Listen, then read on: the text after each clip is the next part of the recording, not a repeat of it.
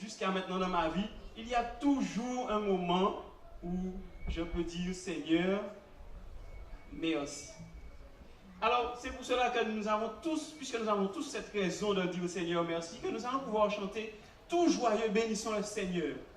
Chantons et célébrons ses louanges, parce qu'il a toujours fait quelque chose pour nous.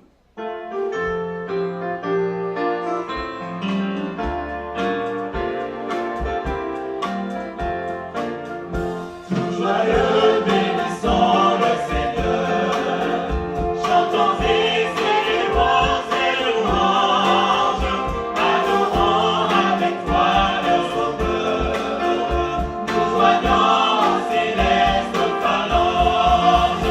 Gloire à Dieu, que le chant retentisse en tout lieu. Gloire à Dieu.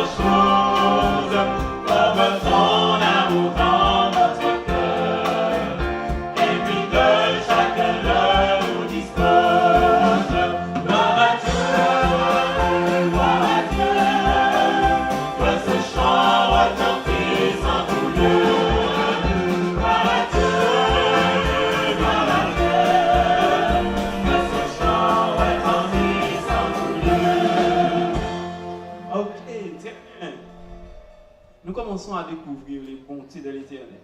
Et lorsque nous découvrons les bontés de l'Éternel, nous n'avons plus qu'un seul désir: monter au ciel, vivre l'éternité, ne plus jamais être malade, ne plus jamais souffrir, ne plus jamais avoir besoin de s'inquiéter du lendemain, parce que Dieu aura tout changé. Et c'est pour ça que nous savons que nous allons nous aider les uns les autres à marcher ensemble vers ce beau pays. Car nous avons le devoir d'aller voir notre frère, d'aller voir notre soeur, notre ami, notre voisin, pour lui dire: tiens, Bérette, pas mon lit, parce que nous arrivons au ciel. Nous marchons ensemble vers ce beau pays.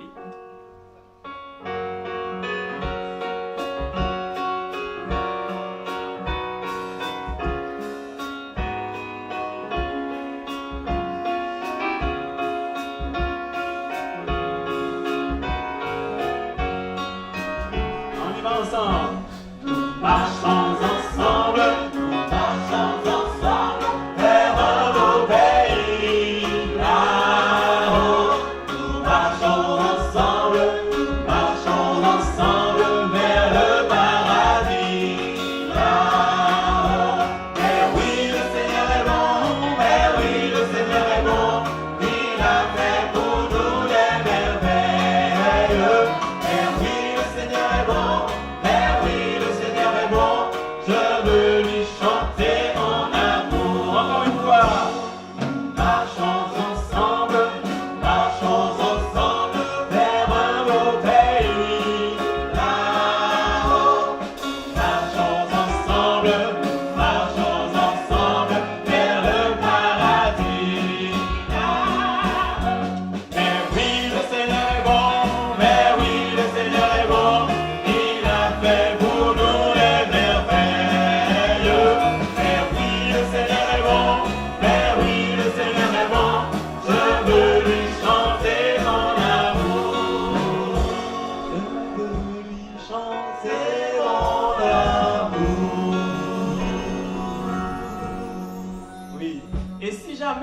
nous demande comment allons-nous faire pour arriver au ciel. Que lui répondrez-vous?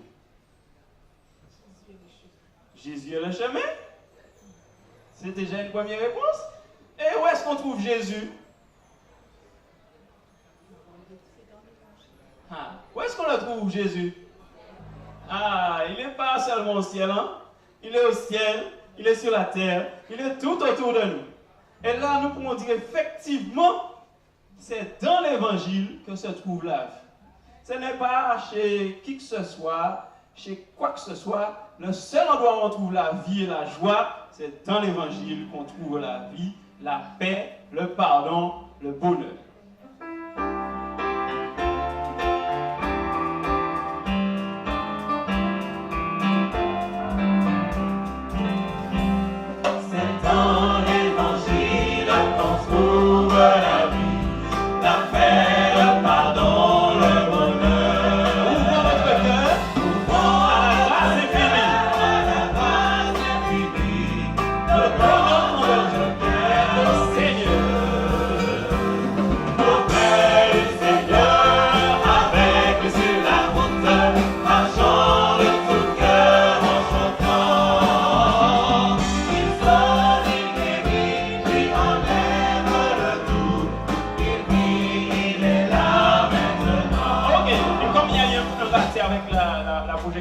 On va reprendre cette fois-ci. C'est dans l'évangile qu'on trouve la vie. 1, 2, 3. On y va! C'est dans l'évangile qu'on trouve la vie, la paix, le pardon, le bonheur. Ouvrons notre cœur à la grâce infinie, donnant le bien aux pécheurs. Auprès du Seigneur, avec sur la route, marchant de tout cœur en chantant. Il sauve, il guérit, il enlève le doute, il prie, il est là maintenant. C'est bien. Le moment est arrivé pour nous de passer à la seconde partie de notre programme. Donc nous allons nous mettre debout pour chanter notre chantel. Pour ceux qui les connaissent déjà, vont chanter avec nous. Et pour les autres, vous allez pouvoir écouter et apprécier.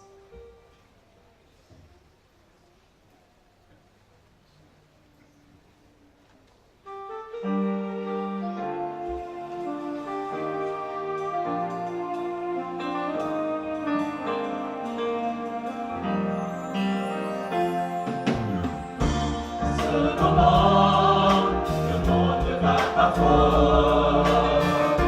Combien de temps lui reste-t-il encore? La gratitude, les hommes pris de douleur, à la mort, chacun attend son heure. Chez ses joies, pour partie du passé, le monde s'ouvre, c'est la réalité. Souvent on dit qu'il y a une fin à tout, mais on doit être proche, car le monde est trop fou. Levons les yeux, tout n'est pas si loin, c'est bien réel, il y a de l'espoir. Jésus détient les clés de notre histoire. Ce qu'il nous faut, c'est espérer et croire.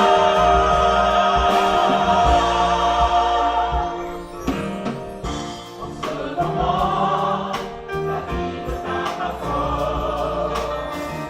Tu as besoin d'un peu de réconfort.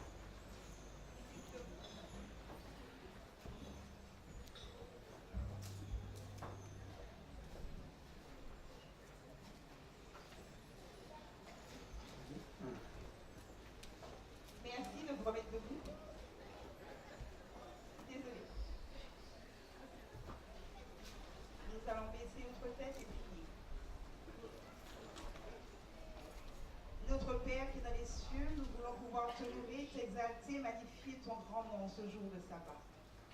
Merci, Céleste Père, de ce que tu nous permets d'être présents sur ce chapitre de l'espoir. Couvre ce lieu, Seigneur, de ta présence.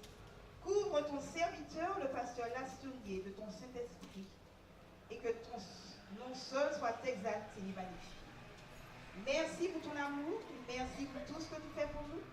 Nous t'avons prié dans le doux et beau nom de ton Fils Jésus et pour ta gloire. Amen. Asseyez-vous. Merci.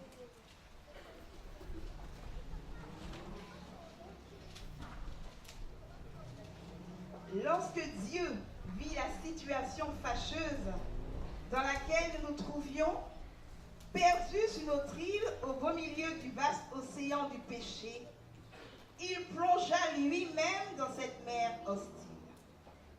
Jésus quitta la sécurité de son foyer.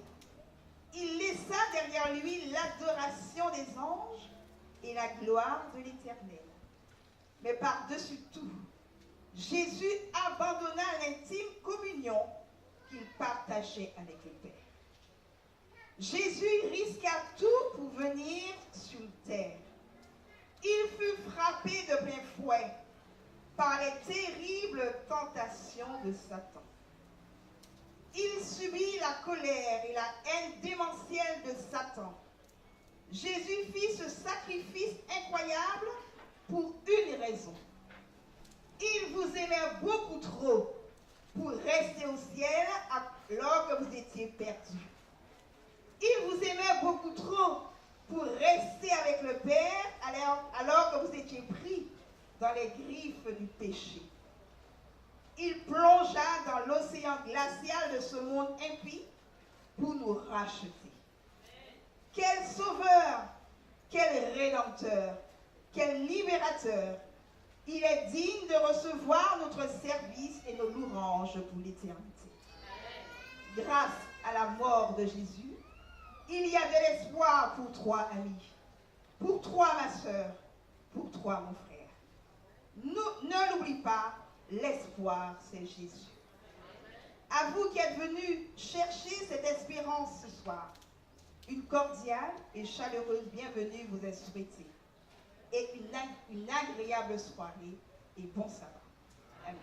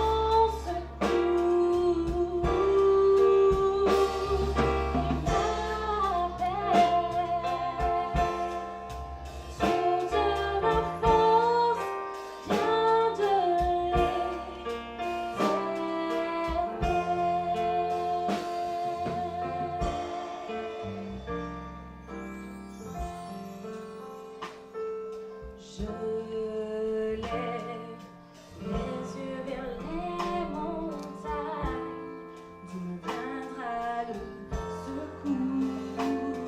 Le secours me vient de Dieu, qui a créé les cieux et la terre.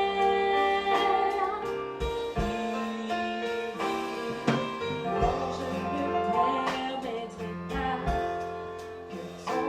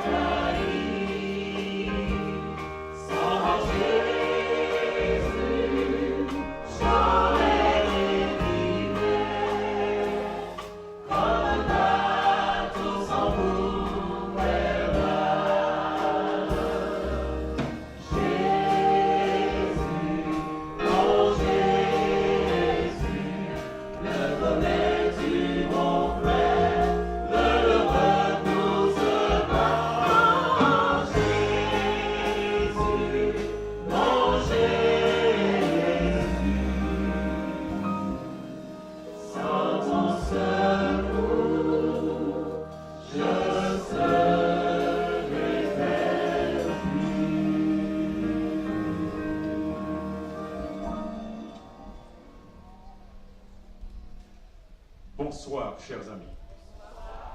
C'est un rendez-vous important pour chacun de nous et je suis très heureux de vous revoir après un petit break le jeudi. Et ce soir, nous sommes revenus au chapiteau de l'espoir et nous disons gloire à Dieu.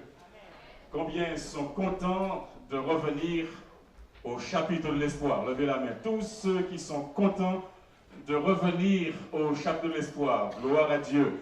Je voudrais vous inviter maintenant à vous retourner, à vous tourner vers votre voisin, à vous tourner vers votre voisine. Regardez-le dans les yeux et dites-lui bienvenue au chapiteau de l'espoir.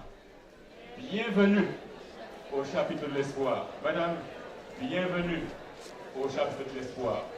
Que Dieu vous bénisse, qu'il vous garde. Bienvenue. C'est vraiment un endroit merveilleux que d'être ici. Et si nous sommes contents, disons Amen. Et si Dieu nous bénit, disons Alléluia. Bienvenue au chapiteau de l'espoir. Bienvenue. Et je voudrais vous inviter à faire une autre chose. Toujours vers son voisin, vers sa voisine. Regardez-le dans les yeux et dites-lui, Jésus t'aime et moi aussi je t'aime.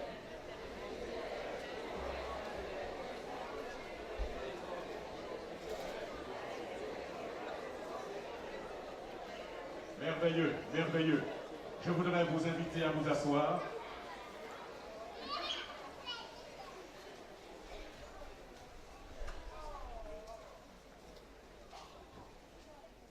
Vous avez remarqué qu'ils sont beaux, n'est-ce pas? Regardez comment ils sont beaux. Ils sont bien habillés et ils jouent bien et ils chantent bien également. Mais la plus grande chorale, c'est vous. Vous chantez mieux que tous. Et vous pourrez encore chanter mieux parce que on m'a envoyé quelque chose, un genre de karaoké, avec le chantème. Et on va vous le présenter à partir de dimanche. Et j'ai entendu dire aussi, il y a des personnes qui sont intéressées à avoir le chantème. Parce que je comprends qu'elles voudraient le chanter à la maison. C'est bien cela? Eh bien, nous pouvons vous donner le chantème, non seulement en version papier, mais aussi en version numérique. Vous pourrez l'écouter et l'écouter et l'écouter et aussi le donner à d'autres amis et puis les inviter à venir. Ce sera fait à partir de la semaine prochaine et je voudrais vous inviter à le réclamer. En tout cas, nous sommes très heureux de vous revoir et grève d'essence ou pas, nous sommes sous le chapiteau de l'espoir. Et s'il faut que nous marchions, nous marcherons. Amen. Nous savons marcher. C'est maintenant que nous avons des voitures, mais autrefois nous marchions, n'est-ce pas? Vous savez, il y a un événement très triste qui a eu lieu ici, dans cette commune, dans cette contrée. Il y a un événement qui a marqué l'histoire et dont on ne veut pas perdre la trace parce qu'il faut être vigilant en permanence. Mais ma grand-mère m'a raconté des histoires, pas des histoires pour endormir les enfants, mais des histoires qu'elle a vécues, où elle a parcouru à pied cette distance entre Sainte-Marie et Saint-Pierre. Et vous connaissez ce qu'on appelle le temps de l'amiral Robert, n'est-ce pas? Ce n'était pas un temps facile.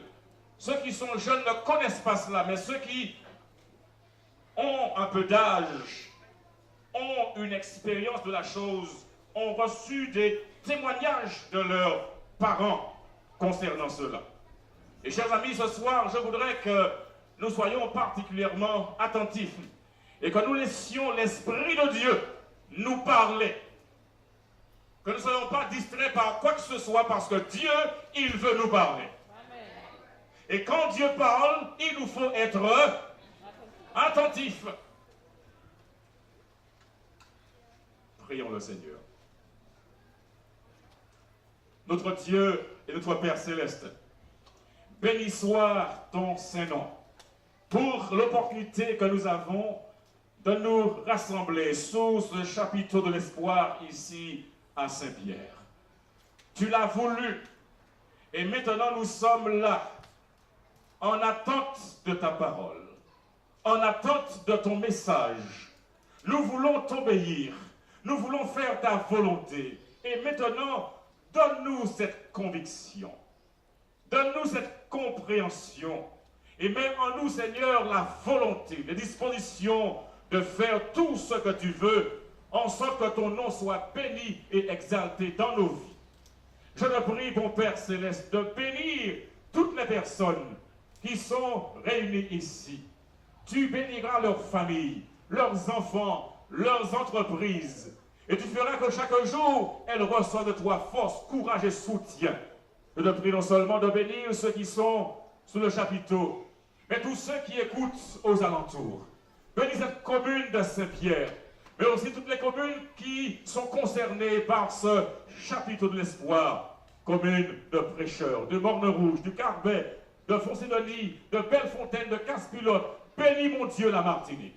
Et fais du bien à cette population et permets qu'avant longtemps, nous puissions voir s'accomplir ce grand moment du retour de Jésus. Et maintenant, mon Père éternel, prends possession de ton serviteur. Cache-le derrière la croix afin que tu sois vu et que ton message soit entendu au nom de Jésus. Amen. Chers amis, nous tous qui sommes ici ce soir sommes venus à l'existence un jour. Et chaque année, il y a dans le calendrier une date qui correspond à notre anniversaire. Et ceci représente un jour, une date importante pour nous. Et lorsque ce jour arrive, cette date arrive, nous sommes contents parce que nous savons que nous allons recevoir des appels, nous recevrons des cadeaux, nous recevrons des gâteaux, et comme ceci apparaît à l'écran, eh bien, on commence à compter les bougies. Et les bougies représentent le nombre d'années. Et on demande que l'on vienne, le gâteau est fait, et qu'est-ce que l'on fait? On va souffler.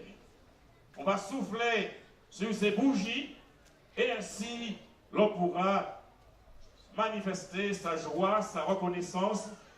Et il y a une chose que je fais régulièrement, lorsque mon anniversaire arrive, je remercie Dieu de m'avoir donné une année de plus. Et quand cela arrive, c'est un moment important.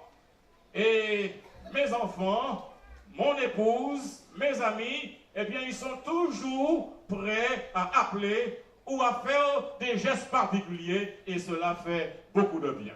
Combien ont déjà célébré leur anniversaire en ce mois de juin? Combien de personnes ici, ce chapiteau, sont nées au mois de juin? Levez la main, tous ceux et toutes celles qui sont nés en ce mois de juin. Levez la main. Je vois une main ici. Y a-t-il une autre personne? Deux mains. Je demande à tous ceux qui sont nés dans ce mois de juin, qui sont sur le chapiteau, de se mettre debout. Nous allons faire une chose particulière. Mettez-vous debout, tous ceux et toutes celles qui sont nés en ce mois de juin. Il y a une personne, deux personnes, trois personnes, quatre personnes, il y a 5 personnes, 6 personnes. Je demanderai aux hôtesses et aux stewards de passer, recueillir le nom de ces personnes.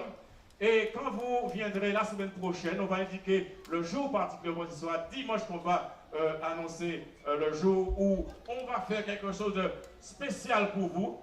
Je voudrais donc vous inviter rapidement à prendre les noms de ces personnes qui célèbrent leur anniversaire en ce mois de juin. Les hôtesses vont venir, les stewards vont venir et ils vont prendre les noms de ces personnes. Et nous allons faire quelque chose de spécial pour ces dernières la semaine. Et le jour sera annoncé donc dimanche. Merci beaucoup. Et nous pouvons comprendre l'importance de l'anniversaire parce que nous sommes tous nés un jour, et si nous sommes nés un jour, c'est parce que Dieu l'a voulu.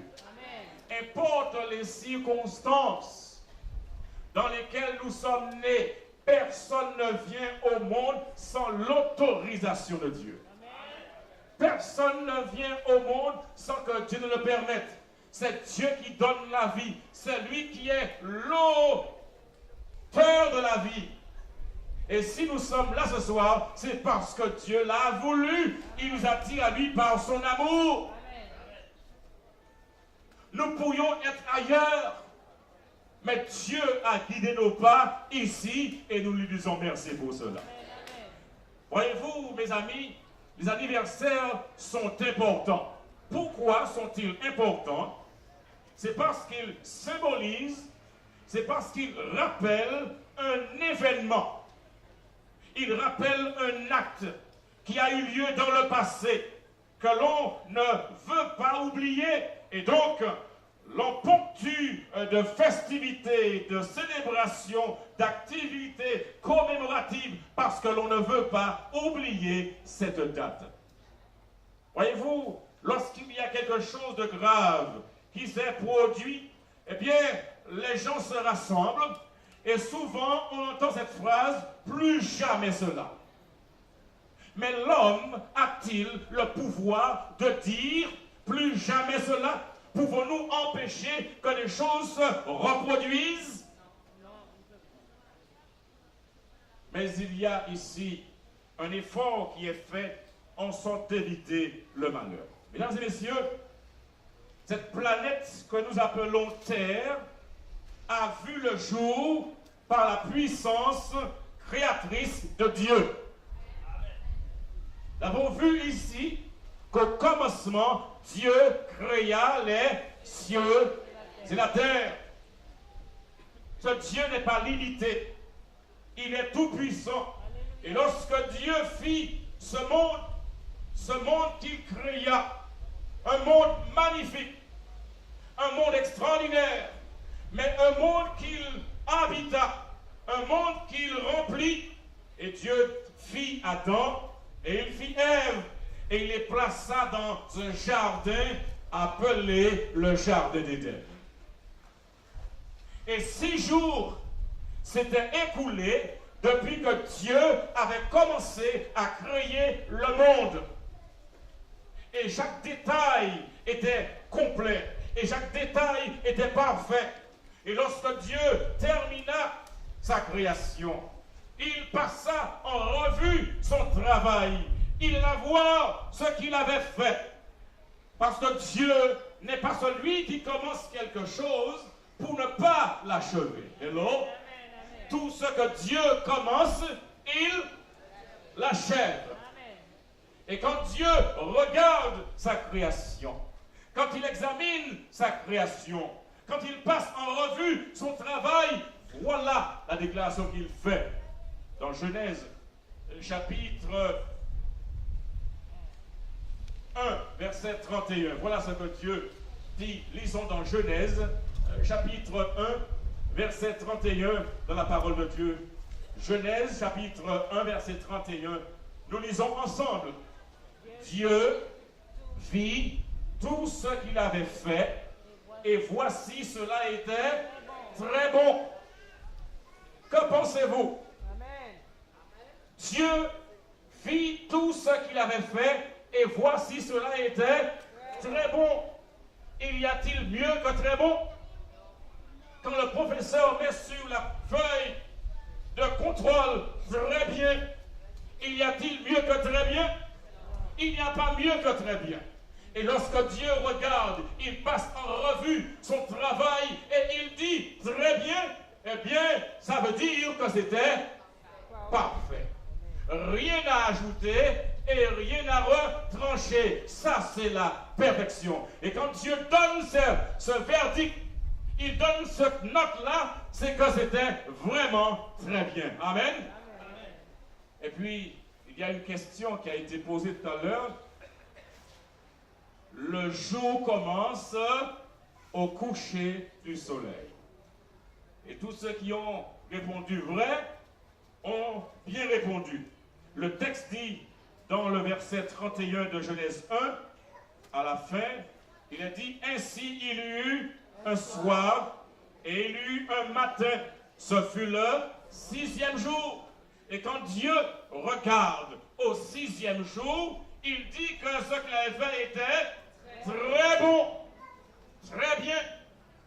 Et donc Dieu, il est satisfait de sa création. Tout ce que Dieu a fait est parfait. Rien ne clochait, rien n'était bancal. Tout ce que Dieu a fait était très bon. Ainsi Dieu, il créa le monde en 6 jours, mais il se reposa le 7e jour. Ainsi donc, il était important pour nous comprendre que Dieu, qu'est-ce qu'il fit? Pendant 6 jours, il créa ce monde. Et à la fin de cette 6e journée, l'Éternel regarde ce qu'il avait fait et il donne la note maximale. Très bien. Très bien. Et il va créer ce temps du 7e jour. Et là, il va organiser une grande célébration. La fête va commencer. Et quand on parle de fête, c'est la joie, n'est-ce pas? Amen. Quand on parle de fête, c'est la jouissance. Quand on parle de fête, on est content, on met ses meilleurs vêtements, on est sur son 31 comme les femmes le font, n'est-ce pas? On est content, on se prépare. C'est un moment important. Et Dieu, après avoir réalisé ce chef-d'œuvre, il donne la note maximale très bien et il fait une grande fête. Oh, il fait une grande fête. Une fête extraordinaire. Dans Genèse 2, verset 2, voilà ce que l'Écriture déclare. Genèse, chapitre 2, verset 2. Lisons dans Genèse, chapitre 2, verset 2. Nous lisons à partir du verset 1 pour mieux comprendre. Ainsi furent achevés les cieux et la terre et toute leur armée. Dieu acheva au 7e jour son œuvre qu'il avait faite.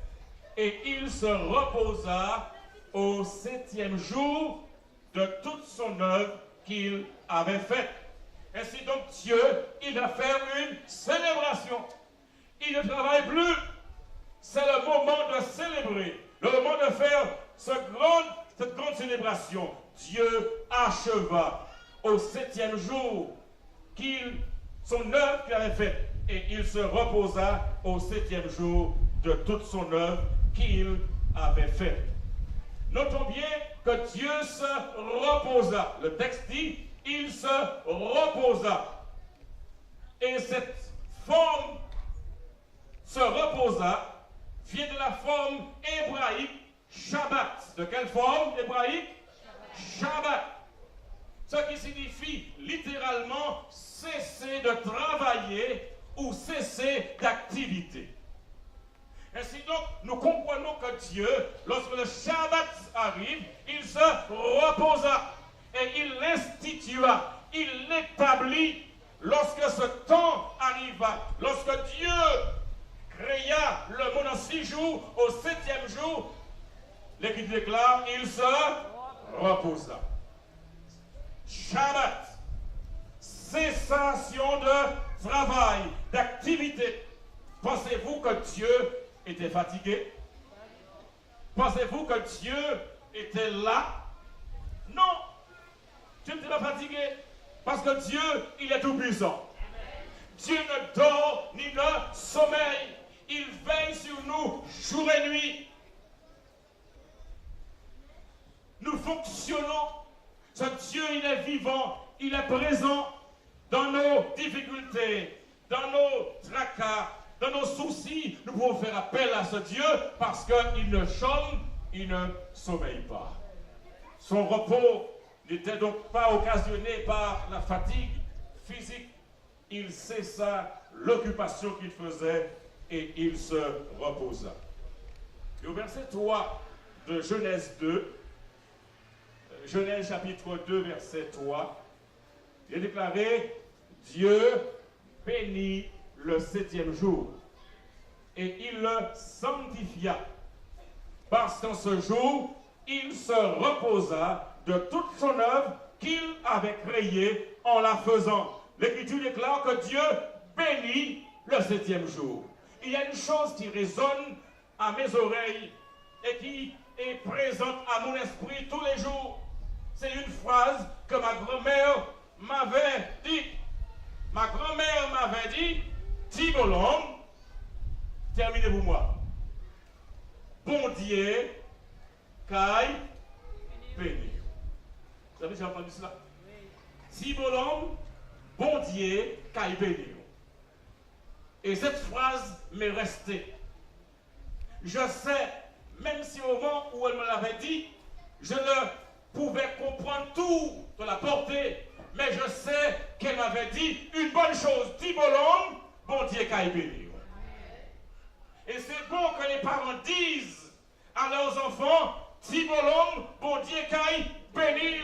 Tifi, bon Dieu, caille, béni. Ça résonne bien, n'est-ce pas?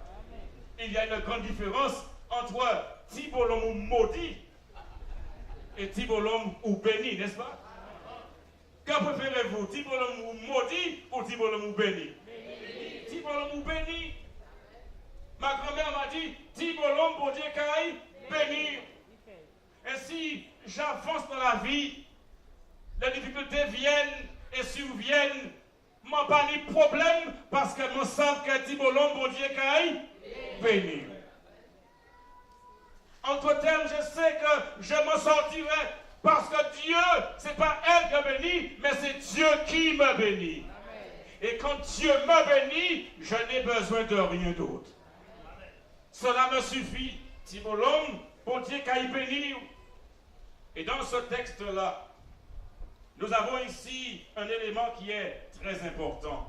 Il faut comprendre, le texte dit, Dieu bénit le 7e jour. Et si Dieu bénit le 7e jour, ce jour-là doit être un jour extraordinaire. Parce que tout jour que Dieu bénit est un jour spécial. Tout jour que Dieu bénit est un jour de célébration, un jour de festivité, un jour à s'en souvenir. Alléluia. Dieu bénit le 7e jour. Mais aussi, il le sanctifia. Et pourquoi? Parce qu'en ce jour, il se reposa de toute son œuvre qu'il avait créée en la faisant. Quand on considère l'ensemble des jours de la semaine, de la création, on constate que le 7e jour se distingue des autres jours de la semaine. Parce que Dieu a introduit 4 choses en ce jour-là. Dieu a fait entrer 4 choses. Notons bien que Dieu, au chapitre 2, versets 2 à 3 de Genèse, Dieu acheva au 7e jour son œuvre. Hello? Que fit Dieu? Dieu acheva au 7e jour son œuvre.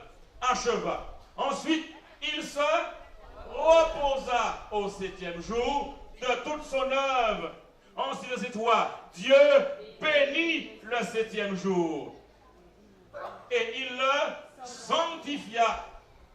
Parce qu'en ce jour, il se reposa de toute son œuvre qu'il avait créée en la faisant.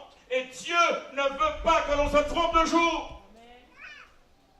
La Bible dit, Dieu acheva au 7e jour. Ensuite, il est dit, et il se reposa au 7e jour. Il ne laisse pas cela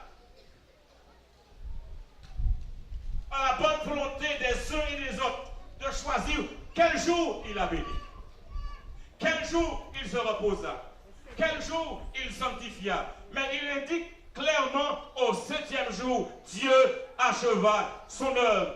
Il a dit, il se reposa au 7e jour. Dieu bénit le 7e jour. Une série de répétitions. Ce n'est pas fait de manière aléatoire, mais Dieu, il est très précis. Il reprend le 7e jour. Il dit acheva au 7e jour. Il a dit, il se reposa au 7e jour. Il a dit, il bénit le 7e jour. Dieu ne veut pas de confusion à ce niveau. Hello? Le jour dont il parle Take it out. Le jour dont il parle, ce n'est pas un autre jour, mais le jour dont il parle, c'est bien le 7e jour. Et le texte revient clairement là-dessus. Ainsi, comprenons, la parole de Dieu, c'est notre référence, c'est l'autorité. Amen. Nous croyons en la Bible, n'est-ce pas? Et nous savons que la Bible est inspirée de Dieu, n'est-ce pas? Nous savons que la Bible est là pour corriger, pour instruire, pour accomplir. Nous savons que la Bible est là pour nous guider dans toute la volonté de Dieu. Amen. Et que ces paroles sont certaines et véritables. La Bible est un livre crédible et infaillible. Hello? Un livre comment? Crédible et infaillible. La parole de Dieu n'est pas venue par une volonté d'homme, de comité, de parlement, mais c'est poussé par le Saint-Esprit que des hommes ont parlé de la part de Dieu. Ainsi donc, mes amis, il est important pour nous de comprendre que Dieu introduisit ces 4 choses. Dieu introduisit ces 4 choses. Il acheva, il se reposa, il bénit et il sanctifia le 7e jour. Et sanctifier signifie mettre à part. Hello? Sanctifier signifie mettre à part pour un usage saint. Et quand Dieu fait cela, c'est un cadeau qu'il fait à l'homme. Jésus dira, le sabbat a été fait pour l'homme et non l'homme pour le sabbat. Le sabbat a été fait pour l'homme. L'homme est venu avant le sabbat. L'homme a été créé au 6e jour. Le sabbat est venu au 7e jour. Ainsi donc, le sabbat a été fait pour l'homme. Et lorsque l'on a un anniversaire, le gâteau que l'on prépare prend un sens à cause du fait que je suis né, c'est pour moi, c'est à cause de moi que le gâteau est fait. Si je ne suis pas là, il n'y a pas d'anniversaire, pas besoin de gâteau. Ainsi donc, Dieu, il donne un gâteau à l'homme et ce gâteau, c'est le sabbat. Amen. 3 raisons de garder le sabbat. Premièrement, il a fait le monde en 6 jours. Et il acheva son œuvre au 7e jour. Il créa le 7e jour pour le mémorial de la création. Deuxièmement, il se reposa le 7e jour. Et troisièmement, il bénit le 7e jour. Ainsi donc, 3 raisons d'observer le sabbat. Mémorial de la création. Entre termes, toutes les fois où l'on marque le temps du 7e jour pour le culte, pour l'adoration, l'on montre par là que l'on adore Dieu, le Créateur des cieux et de la terre. Oh. Qu'est-ce que Dieu va faire? S'il est le Créateur, il va mettre son drapeau sur sa création. Lorsqu'il y a une entreprise en quelque part, eh bien, le drapeau de l'entreprise flotte sur le chantier. On veut s'assurer que l'on voit que c'est telle ou telle entreprise qui est là. Et Dieu, quand il finit son œuvre, il place son drapeau sur sa création. C'est lui qui en est le propriétaire. C'est lui qui en est le possesseur. Il place son drapeau. Et ainsi donc, les adorateurs rendent culte à Dieu ce jour-là. Dans Ézéchiel chapitre 20 verset 12, il est question de signes. Ézéchiel chapitre 20 verset 12. Nous lisons dans Ézéchiel chapitre 20 verset 12. Qu'est-il dit dans Ézéchiel chapitre 20 verset 12? Lisons rapidement. Il est dit, je leur donnai aussi mes sabbats comme un signe entre moi et eux pour qu'ils connussent que je suis l'Éternel qui les sanctifie. Notons bien ici ce qui est dit. Je leur donnais aussi mes sabbats. Dieu a donné beaucoup de choses à l'homme. Et entre autres, il a donné aussi à l'homme ses sabbats. Comme quoi? Comme un signe. Comme un signe. Et quel est le but de ce signe? Quelle est la fonction de ce signe? Qu'est-ce que ce signe doit démontrer? Qu'est-ce que ce signe doit dire? Pourquoi Dieu donne le sabbat comme un signe? Le texte est clair. Il dit, je leur donnais aussi mes sabbats comme un signe entre moi et eux. Entre moi et eux. Pour qu'ils connussent que je suis l'Éternel qui les sanctifie. Nous avons tous besoin de sanctification, n'est-ce pas? Et il y a une personne qui nous sanctifie, qui nous met à part. Et c'est l'Éternel qui nous sanctifie, qui nous met à part. La sanctification signifie que nous sommes mis à part pour un usage saint. Ça signifie que l'Éternel, il nous rend saint. Il n'y a que l'Éternel qui puisse faire cela. Par nous-mêmes, cela est impossible. Nous pouvons faire beaucoup d'efforts, mais sans Dieu, nous échouons. Sans Dieu, nous allons à la défaite. Mais loué soit Dieu, il est là pour nous fortifier et pour nous purifier. Et lorsque ce signe-là est présenté, je leur donnais aussi mes sabbats comme un signe. Ça veut dire que lorsque l'on prend le temps de considérer ce signe et de se ranger sous cette bannière-là, eh bien, l'on dit par là que l'Éternel est notre Dieu. On dit par là que l'Éternel est le Créateur. On dit par là que c'est lui qui a la domination sur notre vie. Et nous pouvons ainsi avancer avec confiance, avec assurance, parce qu'avec Dieu, c'est toujours tout droit, toujours tout clair. Je leur donnais aussi mes sabbats comme un signe entre moi et eux pour qu'ils connaissent que je suis l'Éternel qui les sanctifie. Ainsi donc, quand on parle de signe, que ce soit dans Exode 31, verset 13, ou dans Ézéchiel 20, versets 12 et 20, eh bien, un signe est utilisé pour faire allusion à un drapeau, à un fanion, à un souvenir, à un mémorial. Un signe sert à la fois de rappel et un symbole représentant une autre personne ou objet. Un signe, ça représente une personne, un objet. Et en quel sens encore le sabbat est-il un signe de sanctification? Il est déclaré, vous vous souviendrez de cela à chaque fois que vous le ferez, vous vous rappellerez que vous êtes la propriété de l'Éternel, que l'Éternel est votre créateur, qu'il est votre maître, et vous prêtez allégeance, obéissance dans ce sens. Vous vous souviendrez que sanctification se réfère à une personne, à une chose comme étant sainte, c'est-à-dire mise à part, et c'est souvent synonyme de sainteté. Maintenant, il y a une question que je voudrais poser. Qu'est-ce qu'il y a dans le sabbat qui montre qu'une personne est mise à part pour vivre pour Dieu?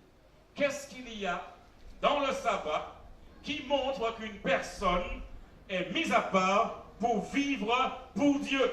Y a-t-il quelque chose dans le sabbat qui indique cela? Premièrement, le sabbat est un signe d'obéissance. Un signe de quoi? Un signe d'obéissance. Par le sabbat, Dieu est en train de tester l'obéissance de l'homme. Dans le sabbat, l'homme exprime son obéissance à l'Éternel. Et lorsque Dieu il place le sabbat, c'est un test également qu'il place devant l'homme pour voir s'il va manifester de l'obéissance. Dieu teste l'obéissance de l'homme à travers le sabbat. ne pas tenir compte du jour qu'il a sanctifié, qu'il a béni, qu'il a mis à part pour l'adoration, indique la présence d'un esprit de désobéissance qui va au-delà du commandement du sabbat. Et lorsque nous sommes en relation avec Dieu, lorsque nous aimons Dieu de tout notre cœur et que Dieu nous donne un ordre et que nous exécutons cet ordre, nous disons par là que Dieu est notre maître. Disons par là que Dieu dirige notre vie. Mais si nous sommes récalcitrants, si nous sommes désobéissants, nous ne faisons pas ce que Dieu a dit, et à ce moment-là, nous sommes en porte-à-faux avec lui. L'observation du sabbat, du 7e jour de la semaine, met une personne à part. Il exprime le désir de Dieu pour nous, afin de reconnaître de façon particulière son pouvoir dans la création, mais aussi son pouvoir de nous recréer spirituellement. Nous reconnaissons que Dieu, il est souverain. C'est lui qui a fait ce monde et il a fait l'homme à son image. Et lorsque nous allons gaiement, joyeusement dans le sabbat qu'il a établi, nous indiquons qu'il a tout pouvoir sur notre vie. Nous indiquons qu'il n'y a pas plus grand que lui. Nous indiquons qu'il est l'autorité suprême. Et lorsque Dieu demande de faire quelque chose, et que la société demande de faire une autre chose, parce que nous reconnaissons que l'autorité la plus haute dans l'univers, c'est Dieu, nous choisissons d'obéir à Dieu plutôt qu'aux hommes. C'est ainsi donc que ceci se manifeste. L'observation du sabbat signifie prendre une décision d'obéir à l'ordre de Dieu. L'observation du sabbat signifie que je décide de faire plaisir à Dieu. Signifie que je choisis d'exercer la volonté pour obéir à Dieu. Marcher comme il veut que je marche. Hello. Amen. Personne ne peut marcher comme Dieu veut qu'elle marche si elle ne se soumet à Dieu. Il faut se soumettre à Dieu. Il faut lui donner la direction de sa vie, le volant de sa vie. Seigneur, tu sais que je veux te suivre. Je veux faire ta volonté, mais j'ai des problèmes. J'ai des soucis, j'ai des tracas. Il y a un tas de gens qui viennent pour me dire, mais qui ça va faire là? Pour me décourager. Mais je vous ai dit, mettez vos deux genoux par terre. Présentez la situation à Dieu. Dites-lui, Seigneur, tu sais, je veux faire ta volonté. Mais il y a mon mari, il y a mes enfants, il y a mes voisins qui me rendent la vie difficile. Seigneur, touche-le au cœur. Seigneur, donne-moi la force de tenir. Tu sais, j'ai compris ton sabbat. J'ai compris que tu es le Créateur et je ne veux pas être désobéissant. Seigneur, viens à mon secours.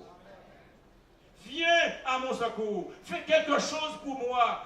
Mets en moi cette force, ce courage, cette volonté, même lorsque les difficultés sont là, de marcher avec toi, de faire ta volonté, parce que je sais que ta volonté, c'est la chose qu'il faut faire. Amen, amen. Ainsi donc, mes amis, l'observation du sabbat signifie prendre une décision d'obéir à l'ordre de Dieu.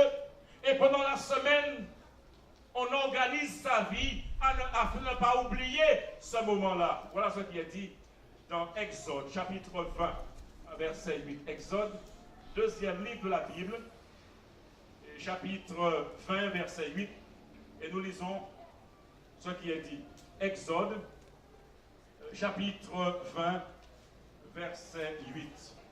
Vous avez trouvé, nous lisons maintenant dans Exode, chapitre 20, verset 8. Il est dit dans Exode, chapitre 20, verset 8, lisons ensemble. Souviens-toi du jour du repos pour le sanctifier. Pour nous le reprendre à l'unisson, souviens-toi du jour du repos pour le sanctifier.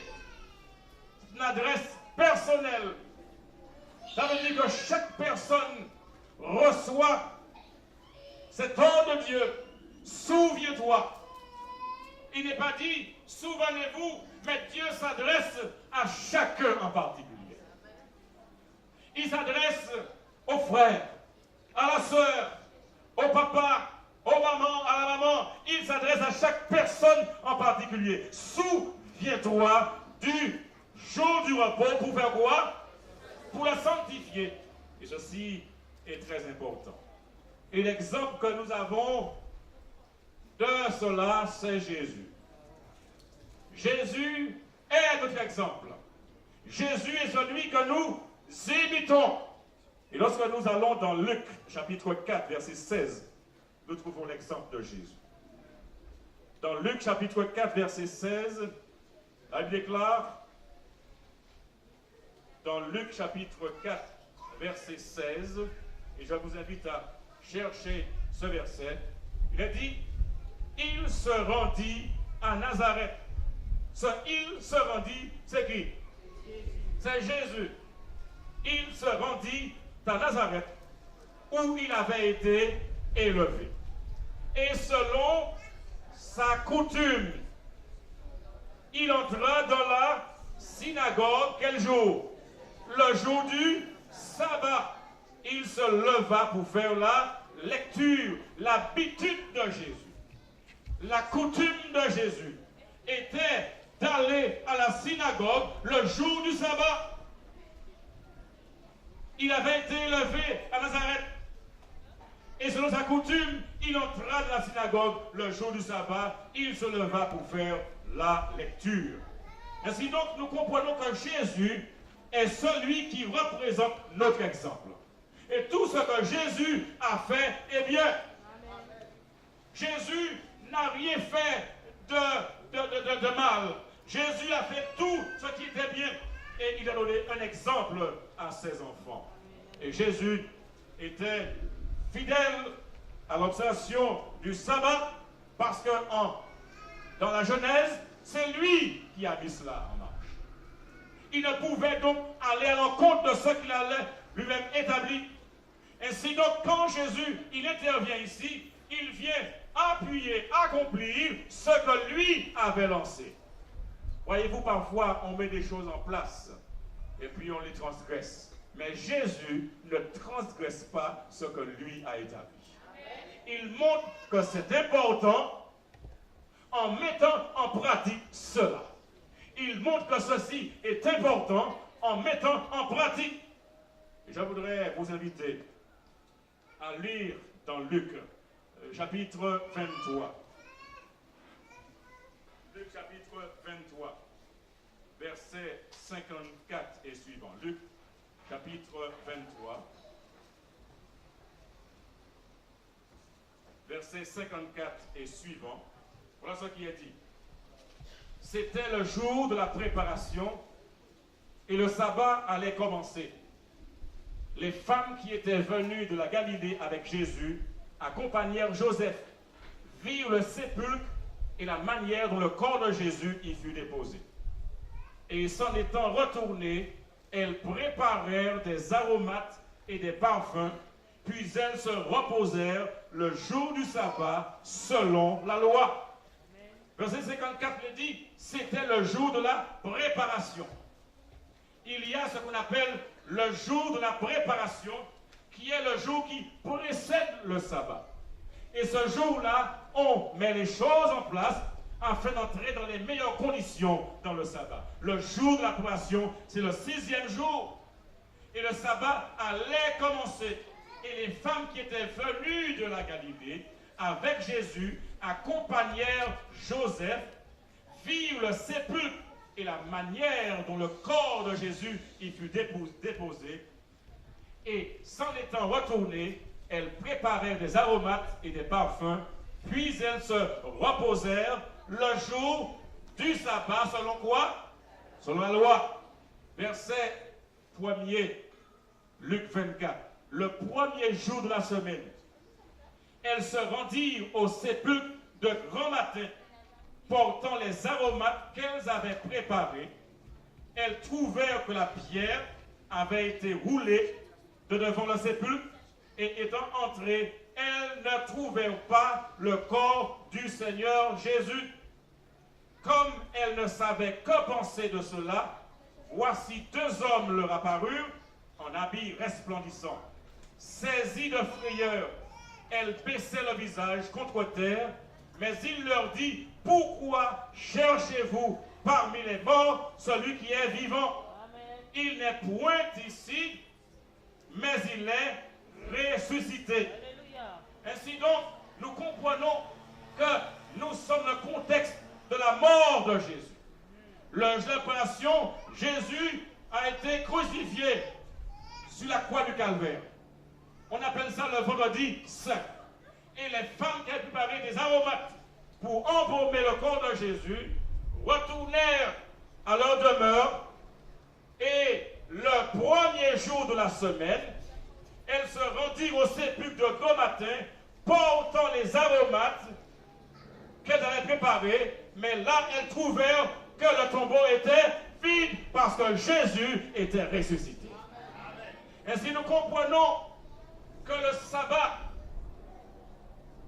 vient entre le jour d'apparition et le jour de la résurrection de Jésus.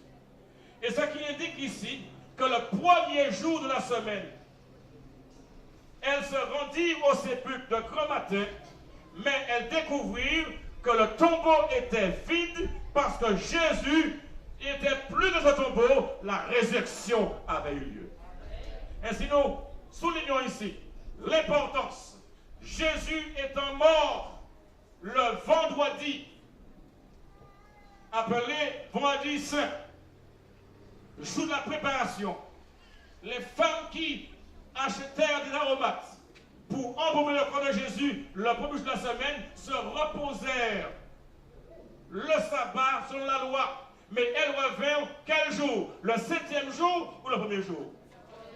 Elles revinrent selon Luc 24, verset 1er, le premier jour de la semaine. Et nous voyons ici que lorsque Dieu dit en Genèse 2, Dieu acheva au 7e jour son œuvre. Dieu, il se reposa au 7e jour. Dieu bénit le 7e jour. Nous comprenons ici que Jésus, même de sa mort, il respecta le sabbat. Même de sa mort, il se reposa.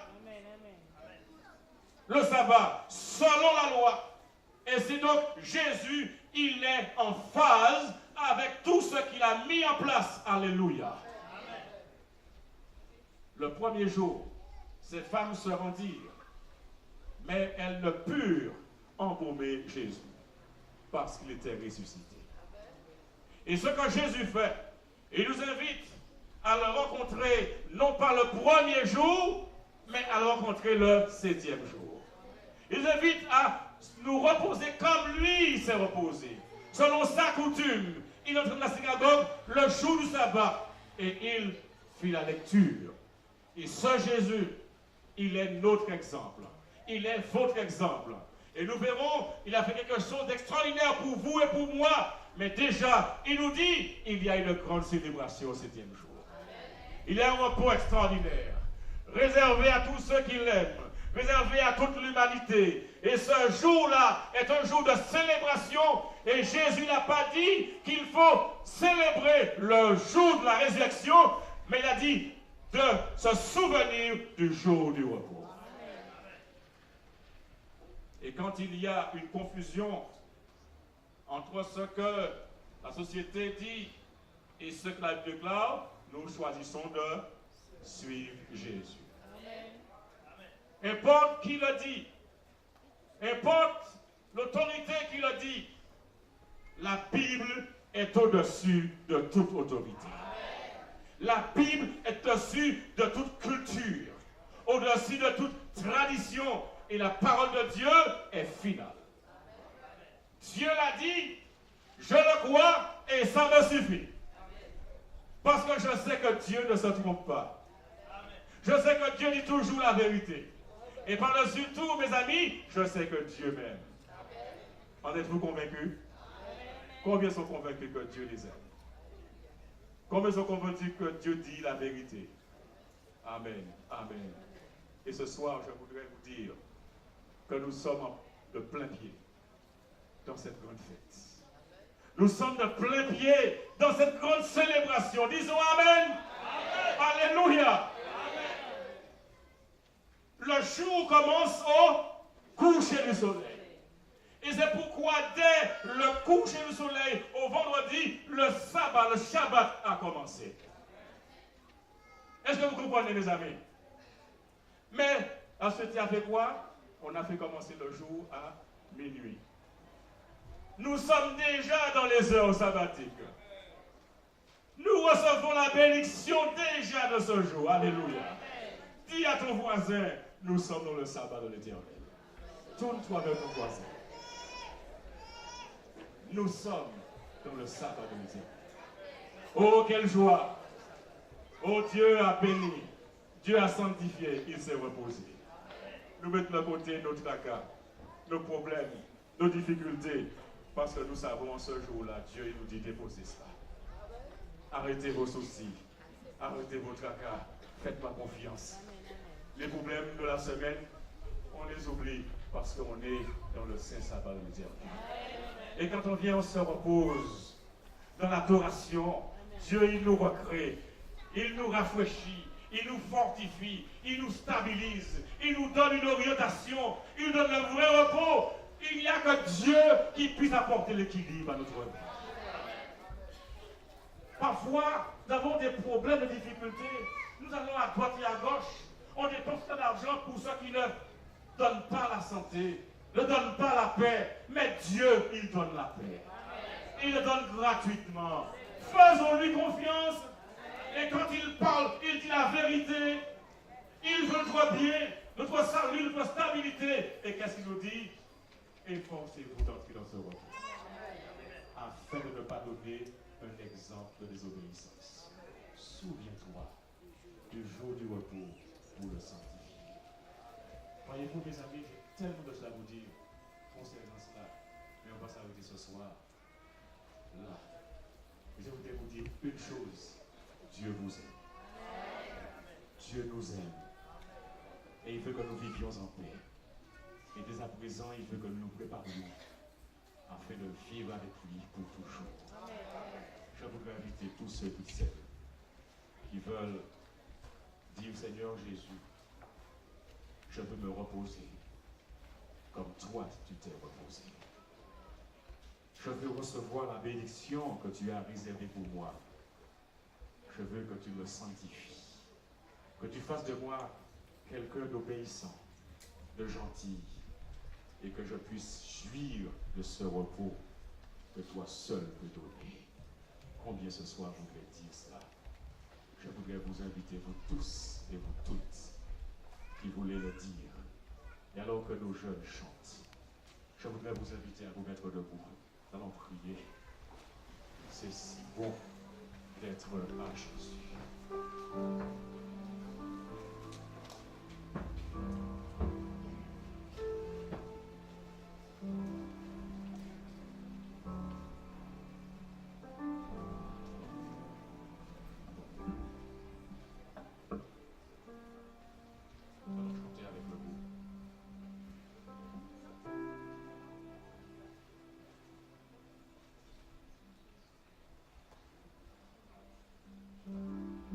Sans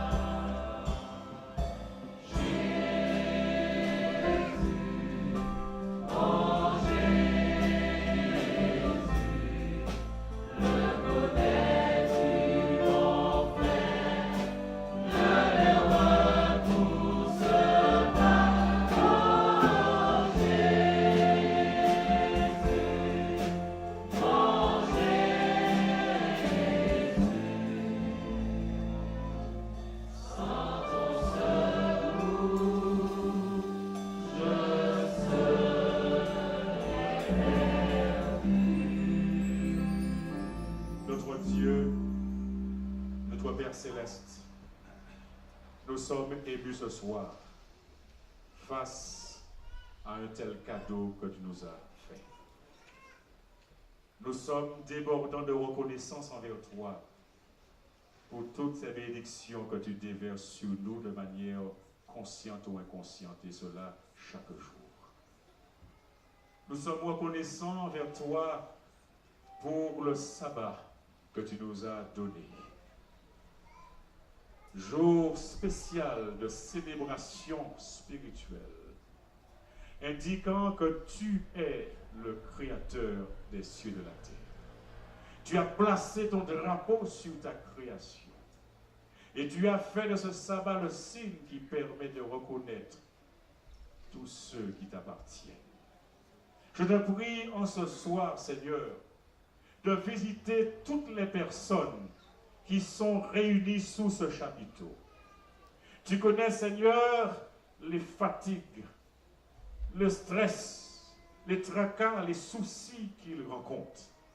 Je te prie, Seigneur, de venir dans leur vie et de faire en sorte qu'ils jouissent du vrai repos que toi seul peux donner.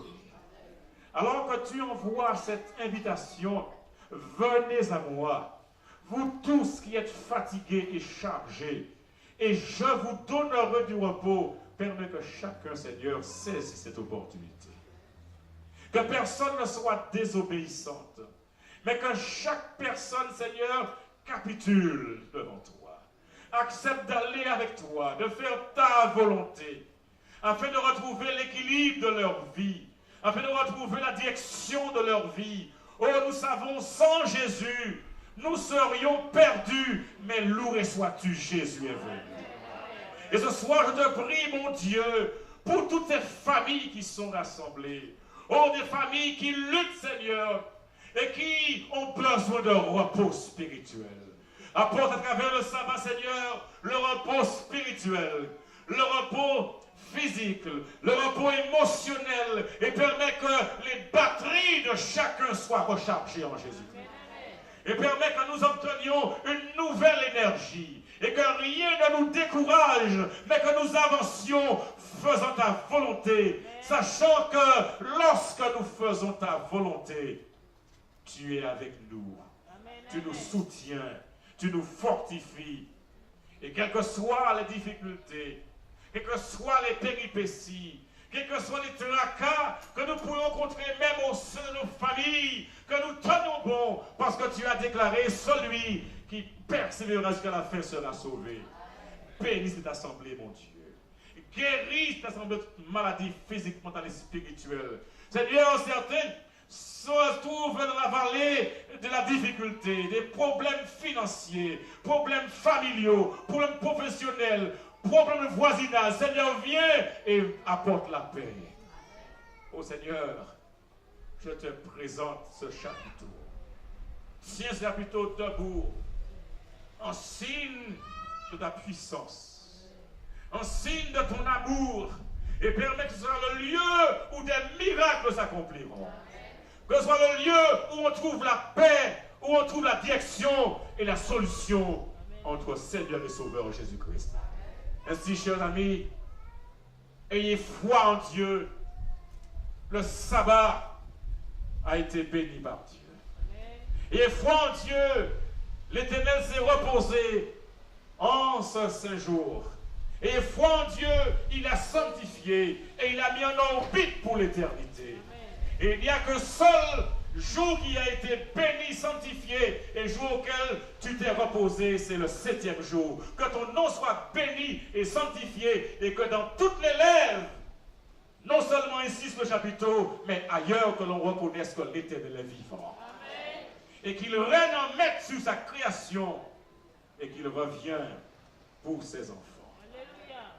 Et que personne ne nous trouble, et que nous soyons fidèles à Jésus, quoi qu'il arrive, quoi qu'il advienne. Mes chers amis, que l'Éternel vous bénisse et qu'il vous garde. Qu'il tourne sa face vers vous et qu'il vous accorde sa grâce. Que l'Éternel tourne sa face vers vous et qu'il vous donne sa paix dès maintenant et à jamais. Amen. Je vous donne rendez-vous à tout à l'heure, 8h45. Et alors que nous sortons, je voudrais que nous chantions. Il y a de l'espoir. Je vais descendre pour saluer à la porte. Et nous chantons ce magnifique chant. Il y a de l'espoir. Ce moment, le monde ne va pas fort. Combien de temps lui reste-t-il encore? La nature souffre, les hommes crient de douleur. Quant à la mort, chacun attend son heure. Richesse et joie font partie du passé. Le monde souffre, c'est la réalité. Souvent on dit qu'il y a une fin à tout. Ça ne doit être proche, car le monde est fou. Devant les yeux, tout n'est pas si noir. C'est bien réel, il y a de l'espoir. Jésus détient les clés de notre histoire. Ce qu'il nous faut, c'est espérer et croire.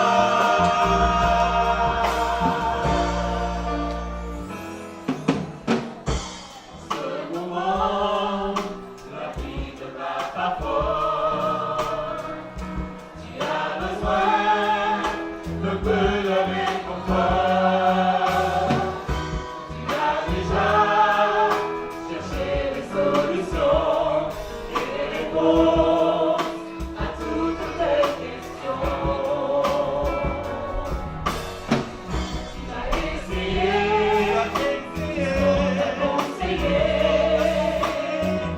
rien n'a changé, tu es découragé. Cesse de tourner dans toutes les directions. Quand Jésus te promet une pleine satisfaction. Fermons les yeux, tout n'est pas si loin. C'est bien réel, il y a de l'espoir. Jésus détient les clés de notre histoire. Ce qu'il nous faut, c'est espérer et croire.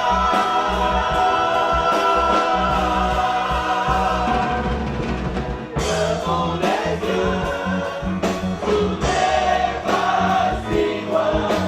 C'est bien réel, il y a de l'espoir. Jésus détient les clés de notre histoire. Ce qu'il nous faut, c'est espérer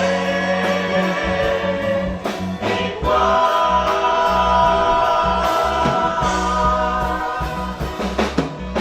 Devant les yeux, tout n'est pas si loin. C'est bien réel, il y a de l'espoir. Jésus détient les clés de notre histoire. Ce qu'il nous faut, c'est espérer et croire.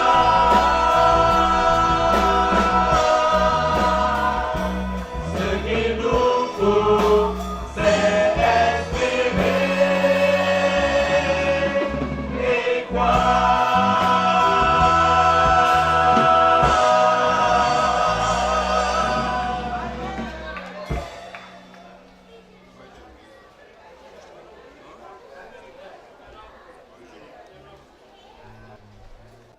Jusqu'à maintenant dans ma vie, il y a toujours un moment où je peux dire Seigneur, merci. Alors, c'est pour cela que nous avons tous, puisque nous avons tous cette raison de dire Seigneur merci, que nous allons pouvoir chanter tout joyeux, bénissons le Seigneur. Chantons et célébrons ses louanges parce qu'il y a toujours fait quelque chose pour nous.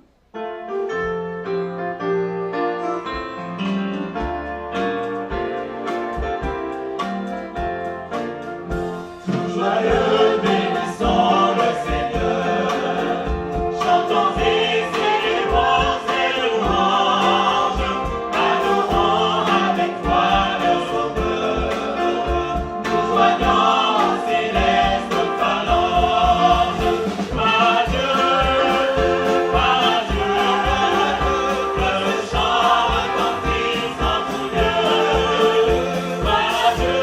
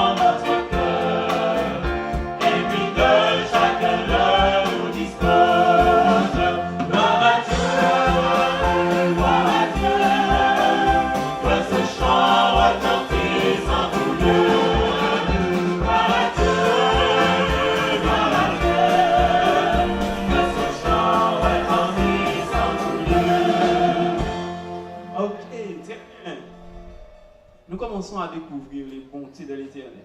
Et lorsque nous découvrons les bontés de l'Éternel, nous n'avons plus qu'un seul désir: monter au ciel, vivre l'éternité, ne plus jamais être malade, ne plus jamais souffrir, ne plus jamais avoir besoin de s'inquiéter du lendemain, parce que Dieu aura tout changé.